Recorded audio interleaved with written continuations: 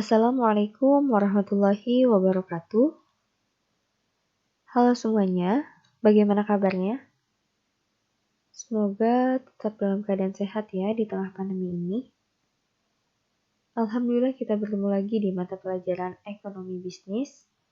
Ini adalah pertemuan kedua kita di KD4 ya. Hari ini kita akan membahas mengenai elastisitas. Jadi tujuan pembelajaran kita hari ini adalah agar kalian dapat mengetahui dan menentukan seberapa besar tingkat elastisitas permintaan dan elastisitas penawaran. Oke, langsung saja simak video pembelajaran berikut ini. Elastisitas. Elastisitas merupakan pengaruh perubahan harga terhadap jumlah barang yang diminta atau yang ditawarkan. Jadi singkatnya, elastisitas harga ini merupakan tingkat kepekaan perubahan jumlah barang atau jasa terhadap perubahan harga. Nah, di dalam elastisitas ini kita membahas dua, yaitu permintaan dan penawaran. Minggu lalu kita sudah membahas mengenai permintaan dan penawaran. Pastinya kalian juga sudah mengetahui ya, apa itu bunyi hukum permintaan dan penawaran. Nah, elastisitas permintaan ini arahan atau tujuannya untuk mengukur atau mengetahui seberapa besar jumlah barang yang diminta mengalami perubahan akibat harga yang diminta ini berubah. Begitupun dengan elastisitas penawaran. Arahan dan tujuannya ini untuk mengukur atau mengetahui seberapa besar jumlah barang yang ditawarkan itu berubah kalau harga barang yang ditawarkan ini mengalami perubahan. Nah, untuk mengetahui berapa nilai atau angka elastisitas harga itu, kalian bisa menggunakan rumus ini.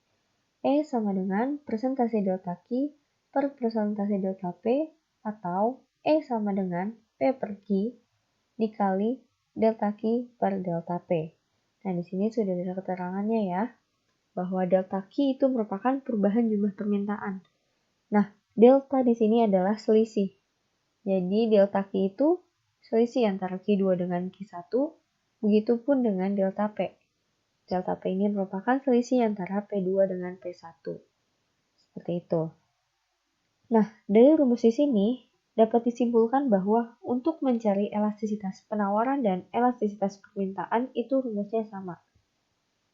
Jadi sekali lagi Ibu tekankan bahwa untuk mencari elastisitas penawaran dan elastisitas permintaan itu rumusnya sama. Sampai sini dapat dipahami ya.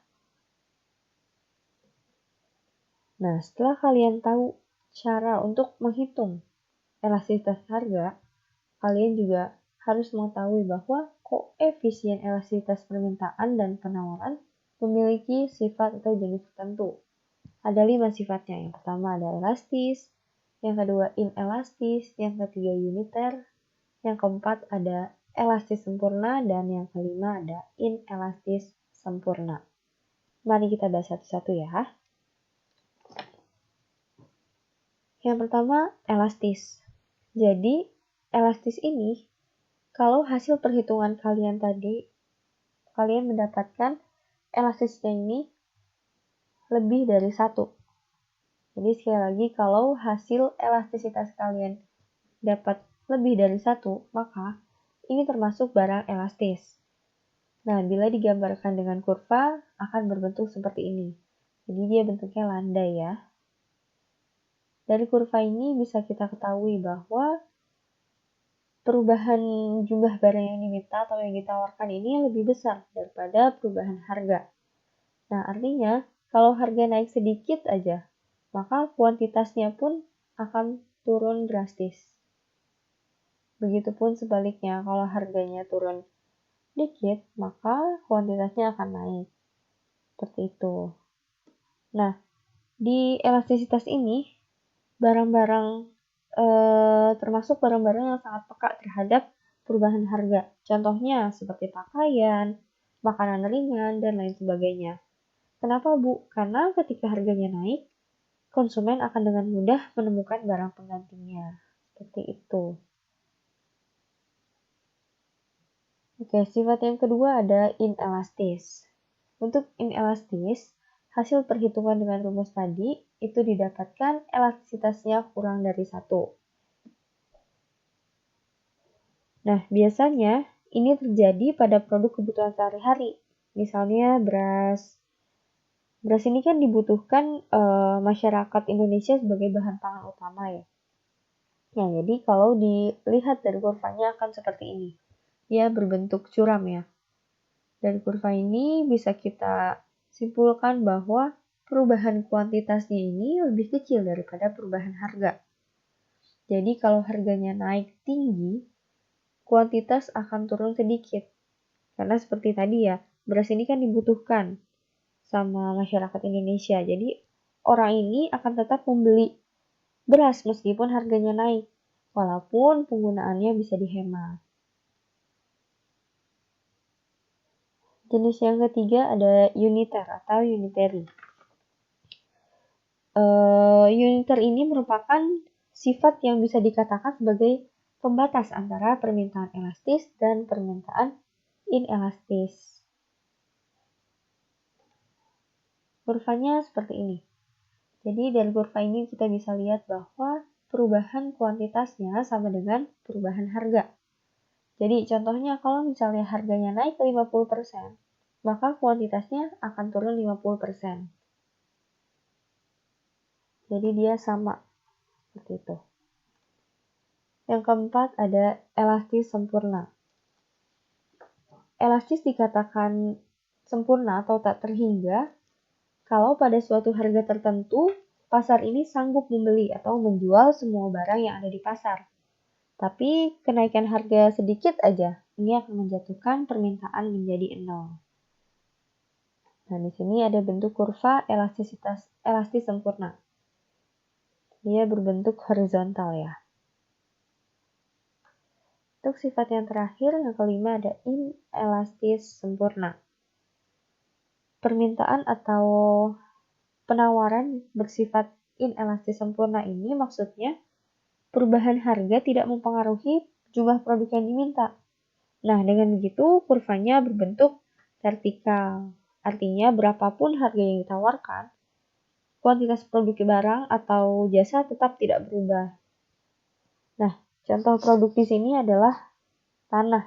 Meskipun harganya naik terus, tapi kuantitas yang tersedia tetap terbatas. Seperti itu. Sampai di sini bisa dipahami ya. Oke, kita lanjut ke contoh soal. Berikut data perubahan jumlah barang yang diminta dan perubahan harga.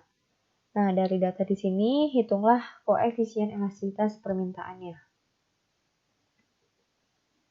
Dari tabel tersebut diketahui P-nya, P pertama itu 15.000, P kedua 12.500, Q1-nya 800, dan Q2-nya 1.200.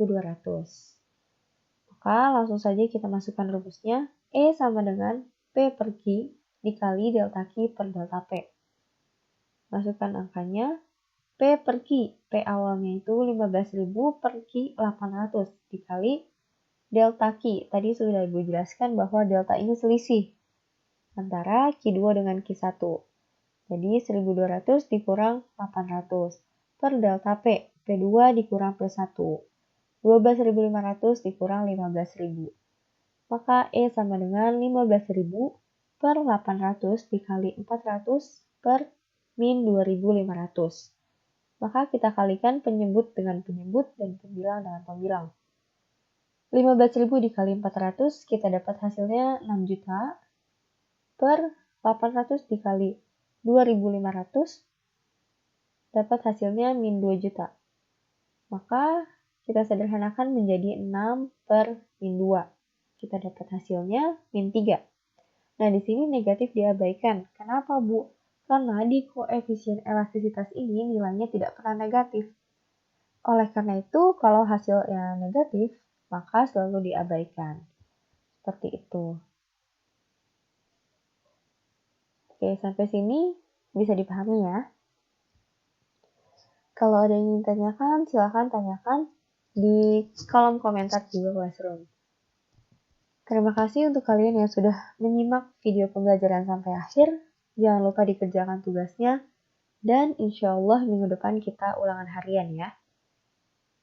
Oke, Ibu tutup pertemuan kita kali ini. Kurang lebihnya mohon maaf. Wassalamualaikum warahmatullahi wabarakatuh.